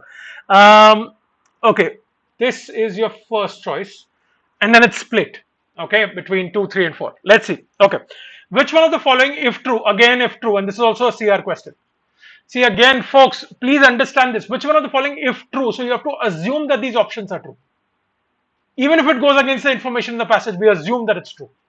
Okay, please understand that. Which of the following, if true, would not undermine the democratizing potential of the classic Maya worldview? Now, there is a negative here, which makes it even more tricky. Okay, that's why you need to practice enough CR questions to get used to that style. And these negatives will happen. Sometimes you have double negatives as well. Okay, this could have been which one of the following if false. Now, they can make this question even more tricky. Which one of the following if false would not undermine the democratizing potential? Chaos, right? So get used to that. So which one of the following, if true, would not undermine the democratizing potential of the classic Maya worldview? We know that the classic Maya worldview has democratizing potential. Okay, one option won't undermine it. That means weaken. Undermine is weaken. Three options will weaken, one option will not weaken. Understand the question. Three will weaken, one will not weaken. We have to choose the one that does not weaken. Okay, let's see. What is the first of all, understand what is the democratizing potential of the classic Maya worldview? We discussed it, right? Before you go to the options, the democratizing potential of the classic Maya worldview says that non-human entities are also persons, and humans are not above non-human entities. So humans are persons, non-human entities are persons, and humans are not above them. There is no hierarchy; they are equal. That is the democratizing potential of the classic Maya worldview. Okay, equality, right? Understand that. Now let's see which one will not undermine. So three will undermine that, weaken it. Okay, all right. They believe that animals like cats and dogs that live in proximity to humans have a more clearly articulated personhood. This was your first choice. Okay, this was your first choice. So they believe, that means the Maya, we have to consider this as true. Maya believed that animals like cats and dogs that live in proximity to humans have a more clearly articulated personhood. Isn't this saying that there will be a hierarchy? It's saying that, right? It's saying that cats and dogs which are connected to humans have a more clearly articulated personhood. Whereas Maya says there is nothing like that. They are all equal. If it's a person, it's a person. And there is equality. But here it's saying that cats and dogs who are closer to humans are more of a person than other persons. So there is a hierarchy which goes against the Maya worldview. So this undermines the Maya worldview. We have to choose not undermine. This can't be your answer. Okay. They understood the stone implement and the incense burner in a purely human form. Does this undermine it? They understood the stone implement and the incense burner in a purely human form. Maya says they are not humans. Maya says they are non-humans and still persons. If now we say that these are equated with humans, you're kind of giving more importance to the human form, isn't it? Right? Maya says these are not humans. These are non-humans, but they're still persons. So if you make them purely human, you're giving more importance to the human form. So this undermines it. Okay. While they believed in the personhood of objects and plants, they did not believe in the personhood of rivers and animals. Again, there is some kind of discrimination here. So this option is saying Maya believes that objects and plants are persons, but rivers and animals are not persons. Why? Democratizing is basically equal. This is not your answer. This undermines. They depicted the human healers with physical attributes of local medicinal plants. This turns it on its head. Human healers, humans are being depicted with physical attributes of local medicinal plants. This is your answer. This doesn't undermine it. An option would undermine the view when humans get more importance. This option is saying they are depicting human healers with the adjectives of, with the attributes of local medicinal plants. So they're not elevating humans. It's still democratization. And that's why 4 is your answer. Okay? It's tricky. It's a tricky question. Definitely a tricky question. Now, in the exam, I'll be honest, if this was my slot, I'm not sure whether I would have attempted this question. I'm not sure, right? I definitely I wouldn't have attempted this in the first round. So what I do is, again, this is my strategy, right? I start with RC, I go to verbal ability. You can start with verbal ability, go to RC, right? But compartmentalize. Now within RC, if I'm spending 30 minutes, I solve the RC questions in 2 rounds. So I do the manageable questions first, then I come down to the time consuming ones. So this would have been my second round question. And if I ran out of time, I would have just left it. Okay. All right. Let's go to question 3. Quickly. Let's do this. We have 2 more questions remaining, and then we'll call it a day.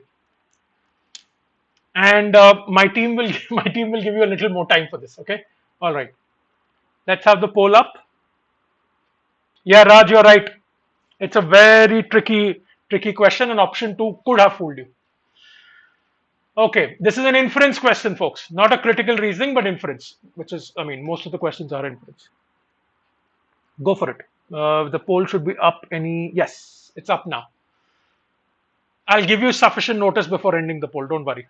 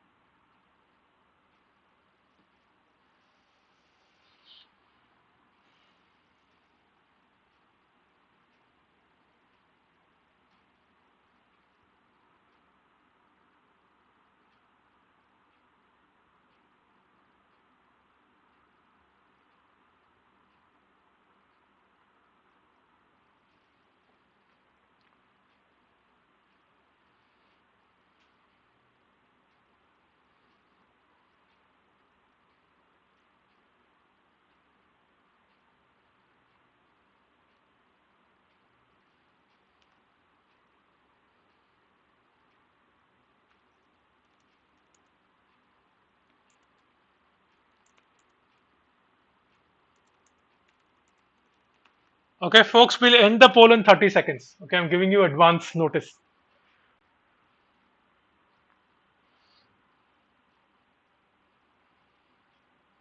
Advance notice. Why should a notice? I don't need to say advance notice. The notice is always in advance. I'm giving you notice. Advance is redundant there. Sorry. Random random thoughts.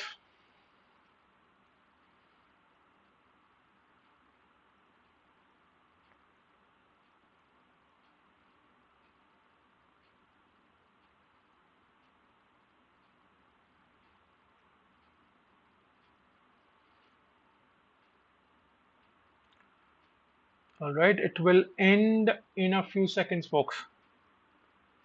Go for it. Just punch in your answer, anything, and then we'll discuss.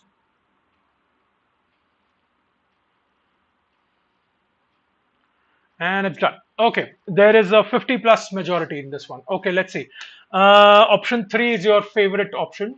Okay, then followed by option 4, then followed by option 2, and then followed by option 1. Okay, all right, so 3 is your top answer, right? Okay, no, Sandeep, Sandeep, I'm not exhausted. I think it's a mask. It's a mask that makes making me a little suffocated. I'm not exhausted at all. I'm top of my game. I'm enjoying this. This is what I enjoy, right? Okay. Anyway, let's do this. On the basis of the passage, which one? Oh, sorry. On the basis of the passage, which one of the following worldviews can be inferred to be closest to that of the classic Maya? This is an inference question.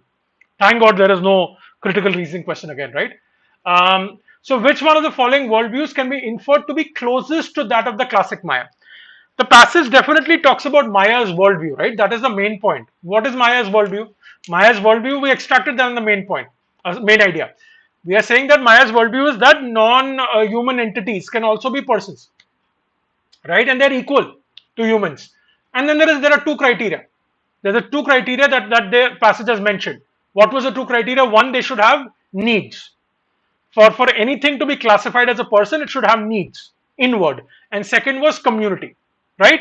I'll just remind you of that. Okay. The Maya saw personhood is activated by experiencing certain bodily needs and through participation in certain social activities. These were the two criteria for a Maya to consider an entity as a person. Okay. So let's see now which option is closest to that of the classic Maya view.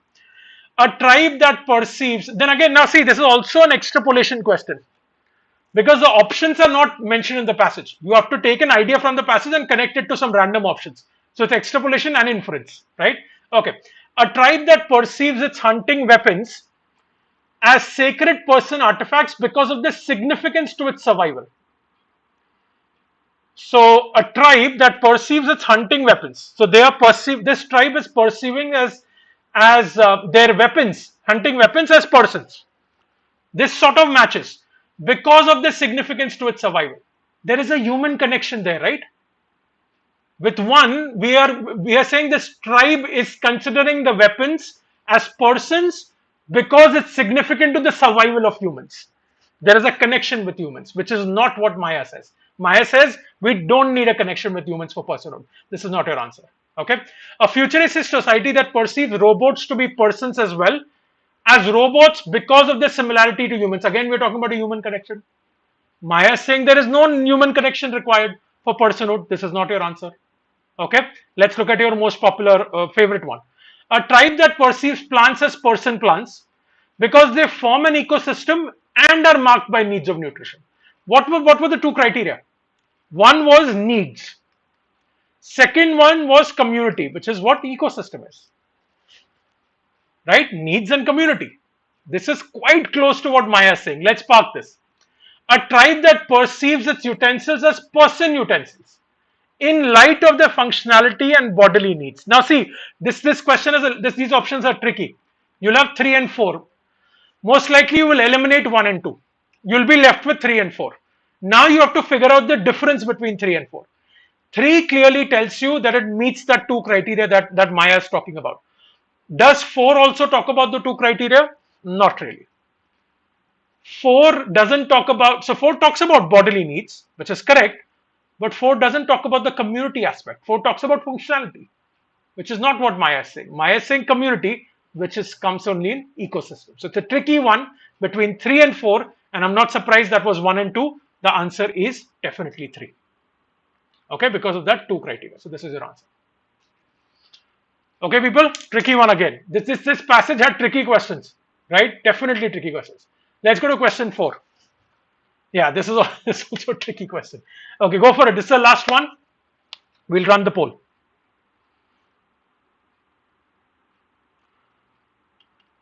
Okay, Raj is asking me a question. Sorry. Okay, go. Sure, Raj, I'll explain it.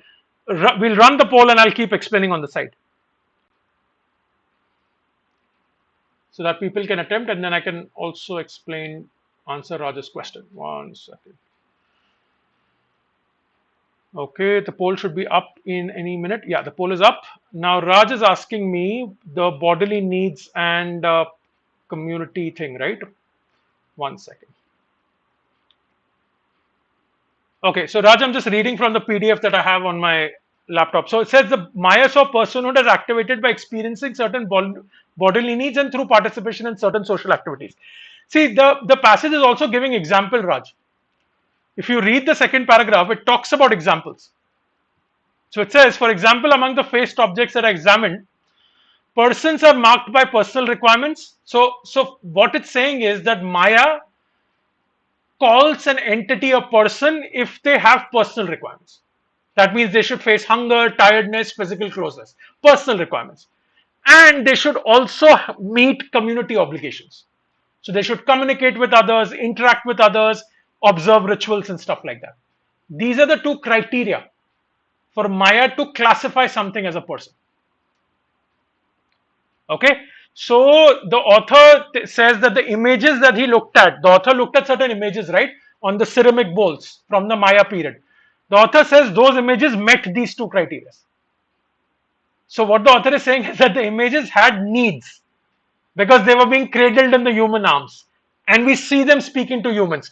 So what we can infer is what the author is saying, those images, because they were being cradled in human arms, that means they had a need of closeness. They're interacting with humans, so that is the community obligation. That's why they're classifying that image as a person. Okay, it's a little twisted, but rather than focusing on that, just try to understand the 2 criteria. And that's why we chose that plant example, because the ecosystem satisfied the community criteria, and then the bodily need was the need of the plants was need of nutrition. That was the personal need. Okay, I hope that's clear.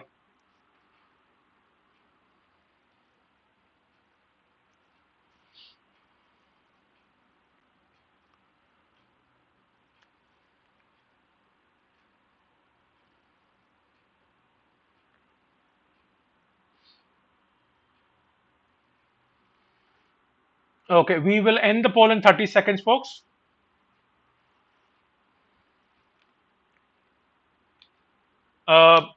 Since the session is about to end, please don't forget to hit the like button. Okay, if you're finding the session useful, of course, if you find the session useful, please hit the like button. It helps us. You can also, like later on when you're reviewing this passage, and if you have any questions, of course, if you're my student, you can ask me. In our classes internally, you can message me. If you're not my student and you don't have my contact details, feel free to put it as a YouTube comment, okay, and I'll get back to you. Right? Don't hesitate. So if you have a further question, we can discuss it on YouTube comments as well. All right. But yeah, don't forget to hit the like and subscribe to our channel as well if you haven't subscribed. We do these sessions very regularly. So Quant Blitzkrieg happens on Sunday. Amit does it. Fantastic sessions. He's done a bunch of sessions already. He's gonna keep doing more till the exam. And I've also started the VRC series. Hopefully we'll have something in DLR as well. Okay. So definitely subscribe. And Rajesh sir keeps posting videos.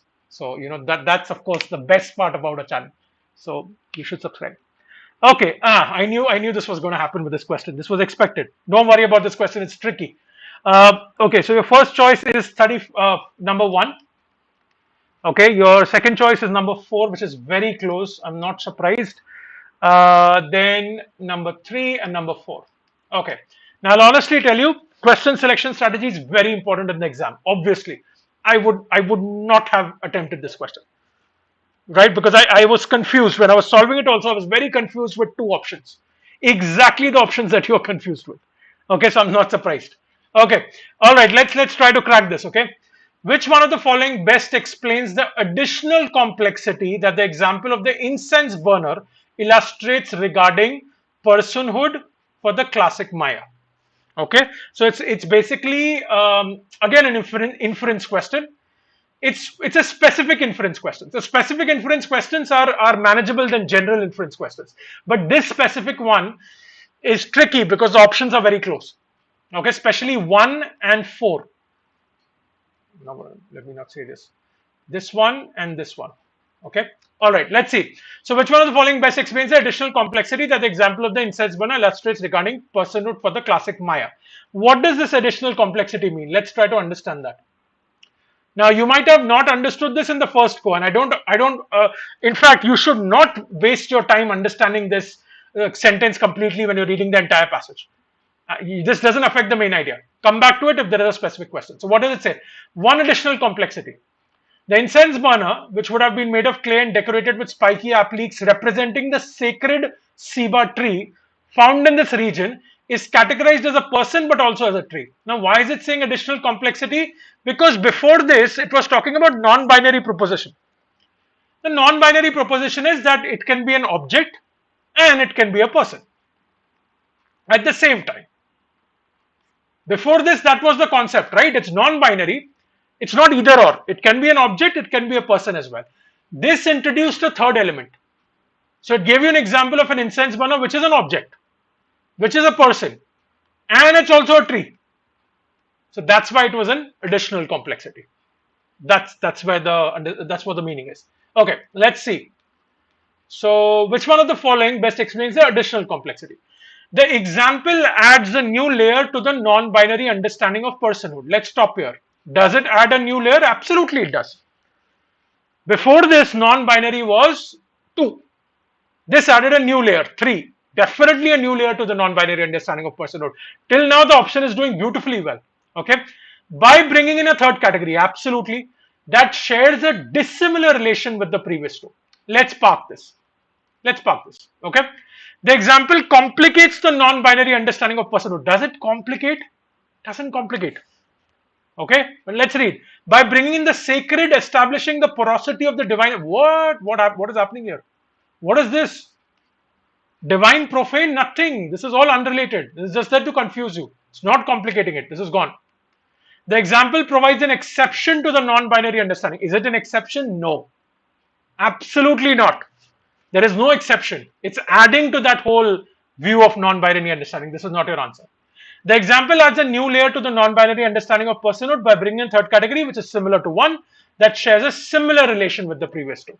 Now, I always say this, when you're stuck with 2 options, the way to break the tie is, what is the difference between 1 and 4? You have to say, get that in your head. What is the difference? The difference is 1 says dissimilar relation with the previous 2.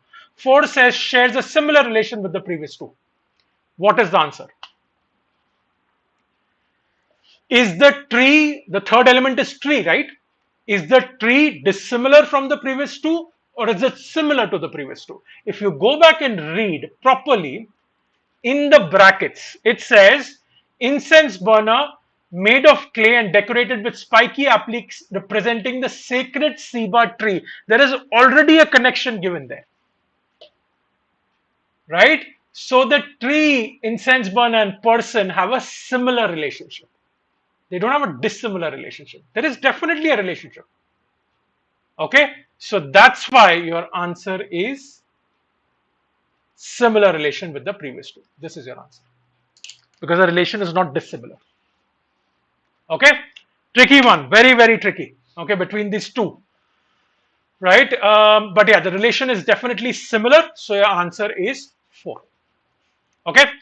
All right, people. So let's call it a day. We've already exceeded. I mean, I wanted to do 3 passages in 2 hours. I always have these ambitious plans, but then I get into explanation and I explain, and then it goes. Time runs, gets exhausted. But anyway, I hope you enjoyed this session.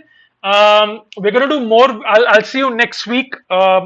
We'll let you know on YouTube in advance when we're doing the next session, but hope we're going to do this weekly. Okay. In the next session, to make the best possible use, read the passages and come. So we're going to do passage 3 and 4. You already have the PDF. Okay. Read passage 3, which is what is it? I think it's something I forgot. 4 is cuttlefish. Okay. 3 is something else. Just read 3 and 4. Come prepared, and we'll meet next week. Okay. Don't forget to hit the like and subscribe to our channel. All right, people. Good night, and keep practicing verbal. Okay. All right. Bye.